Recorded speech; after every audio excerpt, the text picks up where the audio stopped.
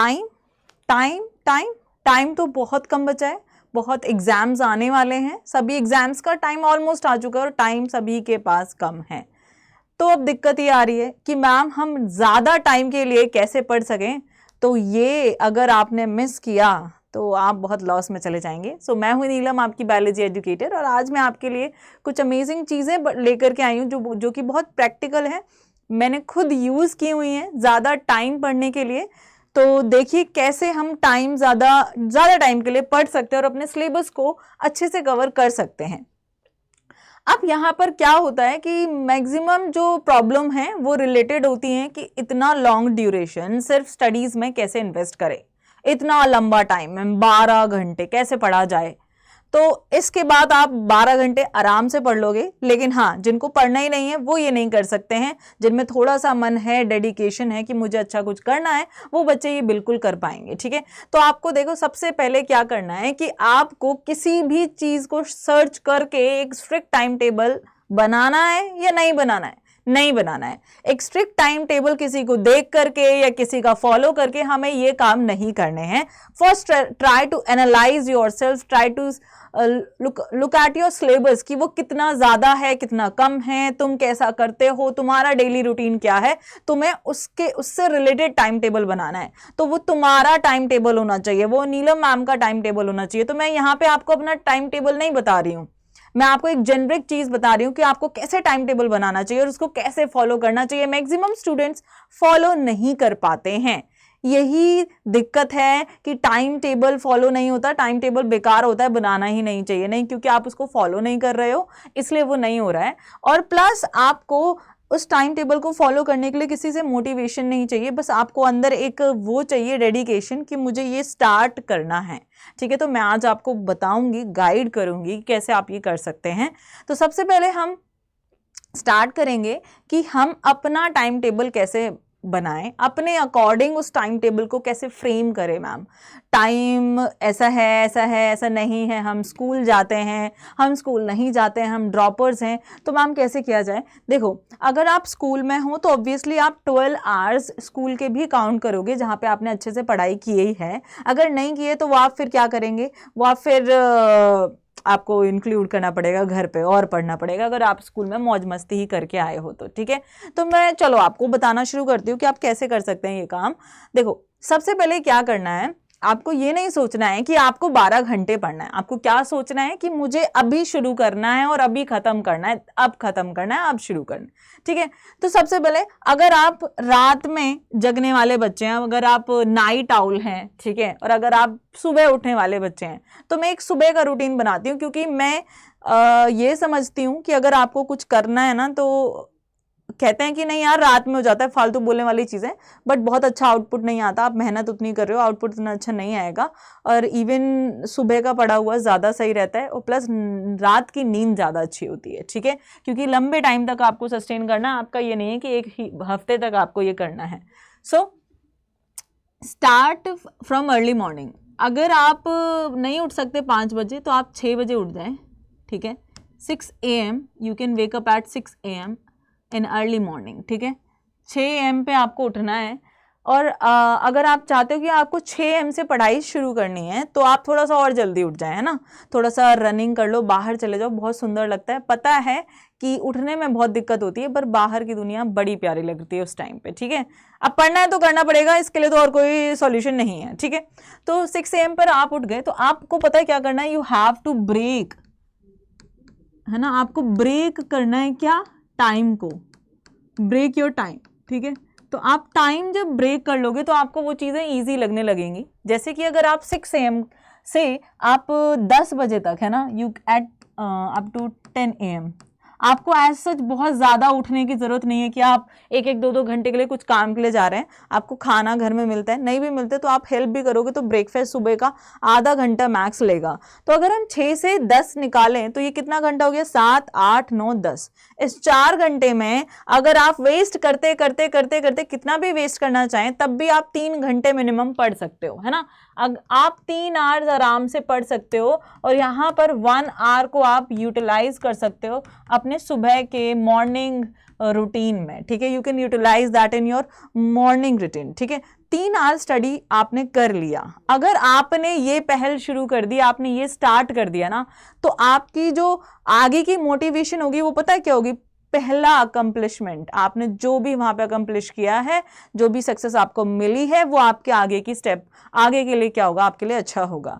अब 10 से आप क्या करो, 10 बजे तक आपने पढ़ लिया, आप सबसे पहले इस टाइम पीरियड में आप वो सब्जेक्ट चुने जो कि आपको बहुत टफ लगता है, ठीक है। तो बोलोगे मैम नींद आने लग जाएगी, नहीं, आपको टफ लगता है आप वो सब्जेक्ट पिक करो, क्योंकि अभी आप एनर्जी में हो, अभी आप थके हुए नहीं हो कि आप कुछ ऐसे भारी भरकम सब्जेक्ट नहीं उठा सकते। So pick your tough subject during this time, क्योंकि अगर एक टफ चीज निकल जाती है ना तो पूरा दिन ईजी जाता है, और आपने ये ऊपर वाला टाइम अगर मिस कर दिया तो आप नहीं कर पाएंगे, ठीक है। तो ये ऊपर, ये मॉर्निंग स्टार्ट वाला पीरियड आपको ब्रेक नहीं करना है।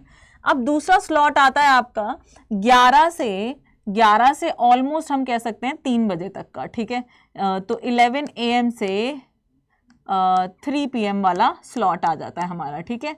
अब देखो ये क्या हो गया, 1 घंटा आपने नहा धो लिया है, उसके बाद ठीक है आपको जो करना है आप कर लो उसे 1 घंटे में, हमने हटा दिया ऑलरेडी ब्रेक।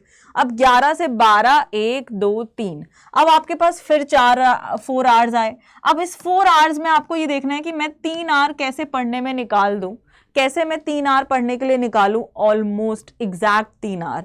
और 1 घंटा आप क्या कर सकते हैं, 1 घंटा आप कुछ भी अपना प्लान कर सकते हैं, स्टडी से रिलेटेड आप घर वालों से बात कर सकते हैं, जो भी आपको प्लान करना है। आप सोना चाहें 1 घंटा सो सकते हैं, फोन चलाना चाहें आप 1 घंटा सो सकते हैं। 3 बजे आपके 6 घंटे ऑलरेडी हो चुके हैं। So just break according to you. I have plan this कि मैक्सिमम ऐसा ही बच्चों का रूटीन रहता है, ठीक है। 3 बजे के बाद अगर आपको मान लो थोड़ा सा ब्रेक लेना है तो आप ले सकते हैं, वरना आप 3:30 पर बैठ जाइए यहाँ पे, ठीक है। 3:30 पर आप बैठ जाओ, ठीक है। 3:30 PM से लेकर के एटलीस्ट आप 6:30 PM तक तो पढ़ो यहाँ पे। और अभी तो गर्मियाँ हैं, ठीक है, विंटर्स आ जाएंगे तो थोड़ा सा इसको पहले कर देना, क्योंकि शाम को थोड़ा सा बाहर निकलो।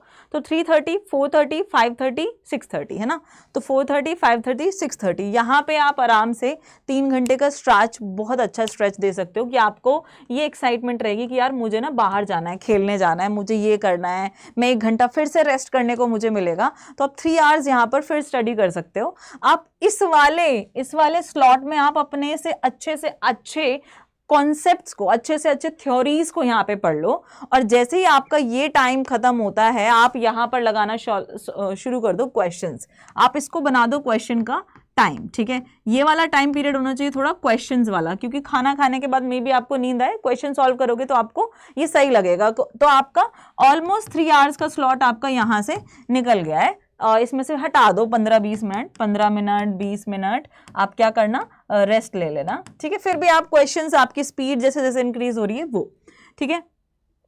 अब आता है 6:30 से, मान लो आप खेल खाल के आ गए, आप 1 घंटा 2 घंटा भी निकालो, कहते कि मैम टाइम नहीं मिलता है, क्यों नहीं मिल रहा भाई, बहुत टाइम मिल रहा है, ठीक है। तो आप 2 घंटे भी यहाँ पर अगर एंजॉय करो, अपनी फैमिली के साथ एंजॉय कर रहे हो। उसके बाद अगर आप 10 बजे तक आपको सोना चाहते हो कि मैं 10 बजे तक मैं अपने फ़ोन, कॉपी, नोटबुक सब रख देना चाहता हूँ और मैं आराम से 11 बजे तक आई विल बी गोइंग, मैं सो जाऊँगा, ठीक है।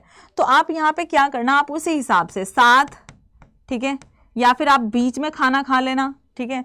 तो आप वही है 6:30 आप बोल रहे हो कि मैम अगर यहाँ पे मुझे 1 आवर का गैप लेना है तो भाई आपको फिर थोड़ा सा यहाँ पे इंक्रीज करना पड़ेगा, ठीक है।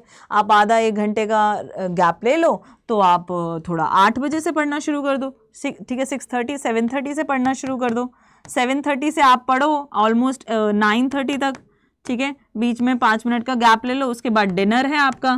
डिनर करने के बाद आपको क्या करना है, थोड़ा सा घूमो और 1 घंटा जो भी आपने सुबह किया है उसको 1 आवर आप और रिवाइज कर लो, ठीक है। और फटाफट आप 11 बजे तक यहाँ पे सो सकते हो, ठीक है। At 11 AM you can sleep. 11 से 12, 1, 2, 3, 4, 5, 6, 7 घंटे की नींद बहुत है, और 1 घंटा दिन में भी निकल गया है सोने के लिए भी। कहाँ से हमें ये टफ लग रहा है पढ़ना, और मैं बता रही हूँ आपको बोरियत नहीं होगी अगर आप इस टाइम पीरियड में क्वेश्चन सॉल्व करेंगे। रात वाले टाइम में रिवीजन कर लो, ठीक है, रात वाले टाइम में रिवीजन, और इधर अपने न्यू चीज़ें जो आपको पढ़नी है आप वो पढ़ना शुरू करो। और please try to do that कि अगर आप ये वाला ब्रेक ना करें, अगर आप बीच में से कुछ स्किप करना चाहते हैं उसको आप लास्ट में खींच लें या कभी भी खींच लें, पहले खींच लें, बट आप इसको ब्रेक मत करना। इसको फिक्स कर लो कि मैम मुझे 6 बजे तो उठना ही उठना है।